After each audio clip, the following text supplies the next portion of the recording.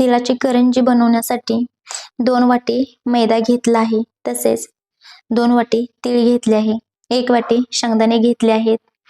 गूळ इथे मी 2 वाटी घेतले आहे. इथे शेंगदाणे आणि तीळ मी मोठे ठेवले आहे. त्याचं कारण मी ते ज्या वेळेस आपण बारीक करणार त्याच्यानंतर मी तसेच अख्खे त्याच्यात टाकणार आहे. तिथे मी चवीनुसार वेलची घेतली आहे आणि चवीनुसार मीठ घेतले आहे. आणखीन इथे आपल्याला तळण्यासाठी तेल लागणार आहे आणि पीठ मळ. तुम्हाला जर हे करायचं नसेल तर ठीक आहे, तुम्ही स्किप करू शकता हे. पण मी करते शेंगदाणे वगैरे असंच करंजी खात असताना. आणि आता ह्याच्यामध्ये मी तेलाचं मोहन घालून घेणार आहे.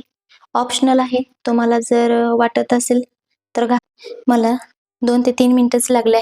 तर इथे पहा, इथे आता तुम्हाला